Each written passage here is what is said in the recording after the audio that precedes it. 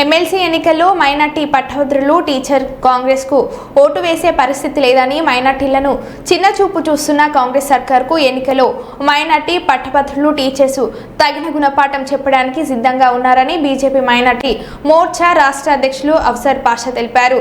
ఆదివారం కరీంనగర్ బీజేపీ జిల్లా కార్యాలయంలో ఏర్పాటు చేసిన మీడియా సమావేశంలో అఫ్సర్ పాషా మాట్లాడుతూ పట్టభద్రులు టీచర్స్ తో పెట్టుకున్న ఏకైక ప్రభుత్వం మానవత సాధించలేదని అన్నారు. బీజేపీ ఎమ్మెల్సీ అభ్యర్థులు అంజిరెడ్డి మల్క కొమ్రేలకు మొదటి ప్రాధాన్యత ఓటు వేసి గెలిపించాలని ఆయన ఈ సందర్భంగా కోరారు. ఈ కార్యక్రమంలో రాష్ట్ర ప్రధాన కార్యదర్శి మహమ్మద్ ముజీబ్, జిల్లా అధ్యక్షుడు సమీరా వేజ్, కరీంనగర్ పార్లమెంట్ ఇన్ఛార్జ్ మహమ్మద్ బషీరుద్దీన్, రాష్ట్ర కార్యవర్గ సభ్యులు మహమ్మద్ తాజ్, సిద్దిక్ షాదాబ్, జిల్లా ప్రధాన కార్యదర్శి సాయిముల్లా అహ్మద్, కార్యదర్శి సబీర్, ఉపాధ్యక్షుడు సైద్ ఫయజ్ చిస్తి తదితరులు పాల్గొన్నారు. జాబ్ క్యాలెండర్ విడుదల చేస్తామన్నారు. మరి 16 నెలలైనా కూడా ఎందుకు జాబ్ క్యాలెండర్ విడుదల చేయలేదు? జాబ్ క్యాలెండర్ విడుదల చేయకపోవడం వల్ల 10 సంవత్సరాల నుంచి ఉద్యమంలో అంతకుముందు పాల్గొని జేఆర్ఎస్ జమాలో ఎలాంటి ఉద్యోగం లేక ఉండే నిరుద్యోగ యువకులు ఈ రోజు ఉద్యోగులు తెలుగు చూస్తున్నారు. వారికి జాబ్ క్యాలెండర్ ఎప్పుడు విడుదల చేస్తారు? ఇట్లా మీరు మభ్యపెట్టే మీకు ఎందుకు ఈ గ్రాడ్యుయేట్ ఎమ్మెల్యేస్లో మీకు ఓటు వేయాలి? కాబట్టి తెలంగాణలో ఉండే ఈ 4 జిల్లాల్లో ఉండే గ్రాడ్యుయేట్ని అప్పీల్ చేస్తున్నా, ఈ మాయమాట నమ్మకండి. ఈ ఎంతకాలం ఇంకా అశోక్ నగర్లో ఉండి ఇంకా కోచింగ్ తీసుకొని ఈ పోటీ పరీక్షలకు మీరు ప్రిపేర్ అవుతారు. కాబట్టి ఖచ్చితంగా మనం పోరాడదాం. ఈ నరేంద్ర రెడ్డి గారికి ఒకవేళ ఓటు వేస్తే 40 మంది ఎమ్మెల్యేస్లో ఒక ఎమ్మెల్సీగా ఉంటాడే కానీ నిరుద్యోగుల పక్షాన ఏ రోజు కూడా మాట్లాడు. ఆయన ఇప్పటిదాకా మాట్లాడలేదు.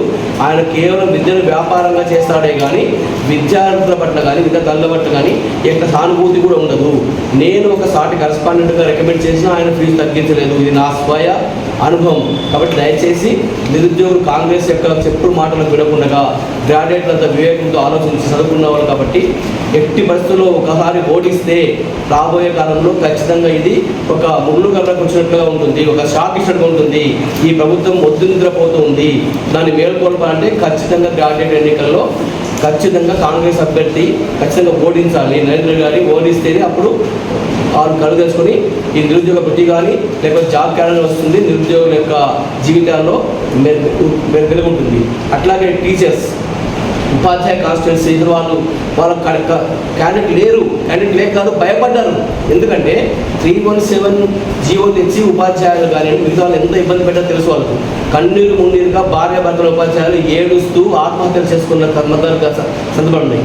ఇక ఎంత సిగ్గుచేట విషయం అంటే ఒక ఉద్యోగి రిటైర్మెంట్ అయితే, ఒక ఉపాధ్యాయులు రిటైర్మెంట్ అయితే తన 32-33 సంవత్సరాల యొక్క పని చేసిన డబ్బు వస్తే తన యొక్క బిడ్డ పెళ్లి చేయాలి, కొడుకు ఏదైనా ఉద్యోగం పెట్టించాలి, షాప్ పెట్టించాలి, లేకపోతే తన యొక్క ఇల్లు కట్టుకో చిన్న ఆశ కూడా ఎదురకుండా వారి డబ్బులు ఇవ్వకుండా సంవత్సరాలైనా కూడా ఇంకా వారి యొక్క రిటైర్మెంట్ బెనిఫిట్ ఇవ్వలేదు, వారి యొక్క జీపీఎఫ్ ఇవ్వట్లేదు.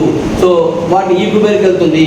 మీ అందరికీ సమాజానికి అంతా తెలుసు, 15% ఇస్తేనే అమ్మగారికి ఇస్తేనే అయ్యగారు చేస్తారు ప్రగతి భవన్లో, ఇప్పుడు ప్రజాభవన్లో. సో ఇంత దరిద్రమైన పరిస్థితి. ప్రభుత్వానికి సేవ చేసి మళ్ళీ 15% ఇవ్వాలి.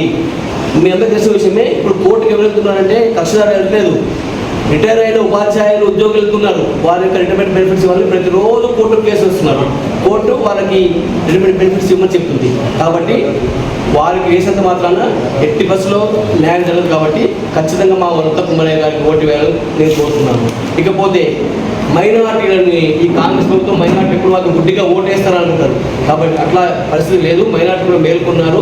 ట్రిపుల్ తలాక్, ఆ తర్వాత సబ్కా సాత్ సబ్కా వికాస్, సబ్కా విశ్వాస్, సబ్కా ప్రయాస్, తర్వాత ఆ ఉద్దేశంతో మా నరేంద్ర మోడీ గారు మైనార్టీల కొరకు బేగం హజరత్ మహల్ స్కాలర్షిప్లు ఇచ్చారు.